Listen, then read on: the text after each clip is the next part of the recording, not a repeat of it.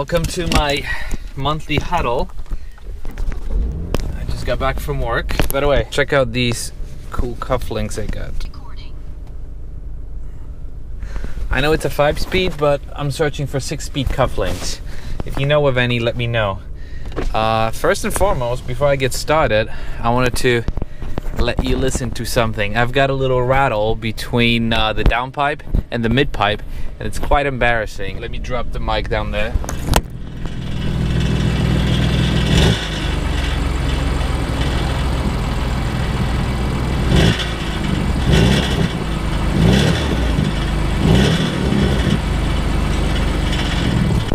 So I climbed under the car. I know exactly what it is. It's the when you have a downpipe and a midpipe, in between there's a little gasket, and the gasket has these little O-rings. Somehow they're not either seated properly or they're just used up, because I kind of swapped my exhaust so many times that they rattle. When you hit it with your when you hit it with a fist, they rattle as well. So I'm gonna have to go ahead and fix it. Guy was looking kind of creepy. All right, back up.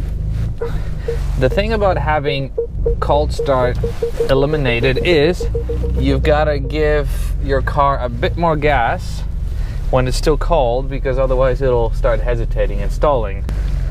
All right, so one more time, welcome everyone to the monthly huddle. Sorry, this one is a bit late, but I've been kind of busy. I had a son who was born. Congratulations to me. His name is Julian. Both mommy and Julian are doing great. His sister Violet is also doing great. But it's just, you can imagine how busy it has been. So while we wait to make a left turn, what's new with me? First and foremost, I wanted to say or give a shout out to a police officer up in Metuchen. I was in Metuchen the other day driving my daughter from ballet, and I was minding my own business, and I stopped at a red light. And as I did so, I saw a police officer turn towards me and looked at me, and then he went behind me, did a U-turn, and I'm thinking to myself, yep, there goes that. That's my front license ticket, or not having a front license plate ticket. But it turns out he pulled out next to me, asked me to drop my window down, and he happens to be watching my channel. So officer, if you're watching this, it was nice seeing you. We chatted for a little while. He drives an E63 AMG, which is a beautiful car. He used to be an M guy, so it was quite interesting to be bumping into someone who watches your channel, especially since my channel is still very, very tiny. So officer, kudos to you. If you ever want to get together for a drive, hit me up, got6speed@gmail.com. Hi. Tommy on the route. Yeah. I watch you. I'm alright. Thank you, officer. How are you? I'm good, how are you? I saw the car that said, got6speed, Tommy. That's so funny. What do you drive outside of this? Are you a Beamer guy, or? I used to be. Nice. I used to be. Now, speaking of driving, I realized that I've been driving. Come on, guy. I realized that I've been driving in comfort suspension for way too long, and that means I got used to the car being all wobbly and stuff. Lately, I switched to keeping it in sport, and I've got to say the difference is night and day. The car feels a lot sportier. It's obviously a lot more responsive, especially with these 20-inch wheels. As you saw in my recent video, I put back my 20-inch summer wheels with the PSI being 30, so I'm running mid-30s PSI.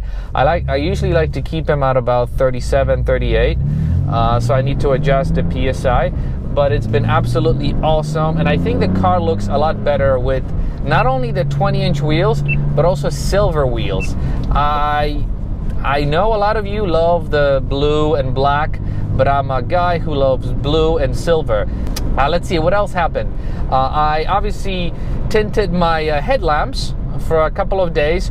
To those of you who haven't watched the whole video, you're probably very confused when you saw my latest video without the headlight tint. but I actually spent a couple of days with it, and it was just impossible to see at night, and it took away from the whole driving experience. So I went ahead and removed it. But what I also added this month was Apple CarPlay, and there's a video on that as well. And when it comes to Apple CarPlay, I've got to say I absolutely love it. It is one of the best upgrades I've done to the interior of this car. Why? Because it's wireless. It syncs automatically. You don't even have to think about it. You get into the car, you start the car, and it pops on. So you don't have to plug the cable or anything. The only update I'll have to make, and I already reached out to a person who can help me with it, is by default, and there's no way of changing it through the options, the Apple CarPlay is split between, just like you see here. You've got Apple CarPlay on the left and whatever you choose to be on the right. But it would be a lot better if it was spread across the full screen. You've got such vast amount of real estate over there, you might as well use it. But there's a coding option that someone is going to help me with that can potentially solve this issue. So stay tuned for that. Oh, and this is a new phone mount. I'm going to do a video on it. When I was doing a video on this phone mount, actually my microphone failed, which was a huge reason why I spent quite a lot of money on a new microphone setup. Thank you, Brian, over at Keys Motorsports, who recommended a wonderful microphone setup for me.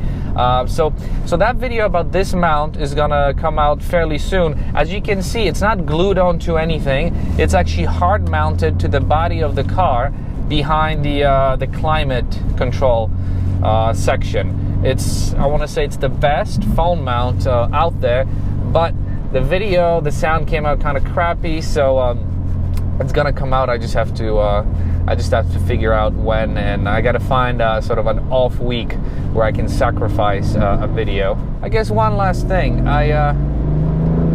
ooh, there's a Corvette who is sitting on my ass like a dick. Look at that guy. Yeah, you're cool.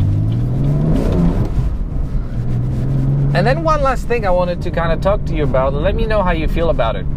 The older I get, the more I appreciate stock vehicles, especially performance stock vehicles. And it kind of got me thinking the other day when I saw a beautiful stock Sakir Orange F80 M3. The guy was driving on 18-inch OEM wheels, obviously. Woo! And the car was not modified at all, no tints, so it was he had the whole fishbowl look going for him. But in my mind, it looked absolutely amazing. So, hold on, let's burn some rubber over here. See, that's how easy it is to burn rubber. Anyways, so the car looked absolutely amazing, and it just, I don't know, it really, really appealed to me. And the more I look at what I do to the car, although I don't do really a lot to the car. The only exterior mods I really have is some carbon fiber and lowering springs. That's really it. But I wouldn't necessarily go further than that, because again, the older I get, the more I appreciate a car that rides comfortably, the more I appreciate a car that's reliable. Although don't even get me started on that, the whole crank hub issue with these cars, which, knock on wood, I haven't had any problems with. But I don't know. Let me know what you think. Am I crazy, or are stock performance cars sort of cooler nowadays than something that's extremely modified? What I want out of my daily driver is a lot of horsepower, reliability, and something that's cool looking. And I think I've achieved it, but also I've achieved it as soon as I purchased it. The car was absolutely stunning, and it didn't need any modifications. And sometimes I regret doing it, but you know what? You live only once. Speaking of fuel reserve, speaking of living only once, I forgot to mention when I was talking about the headlamps, there is a new solution that I've come up with that's gonna fix my headlamp issue and the issue is them being really, really ugly. and that solution is coming up. Whoa, that solution is coming up soon. I've procured something, and that something should be coming in the mail very, very soon. So stay tuned for that. I will be making a video on it, as always, and that's really it. This month, as I mentioned 2 huddles ago, I'm going to the New York Auto Show. I've got the exclusive press pass. So if you are interested in me highlighting something specific, let me know. But I'm just going to wander there all day, do a couple of clips on specific vehicles. I don't think there's anything in particular that new that's coming out, although call me crazy, but I am really excited about seeing the new Kia Telluride. I am kind of in the market for a new 7-passenger family SUV, not new, used, because we don't like to take the depreciation hit. But if in my mind, Kia Telluride for someone who's looking for a sensible 7-seater is absolutely stunning, and it looks like a combination of a Volvo XC90 and a Ford Explorer, which are 2 amazing vehicles.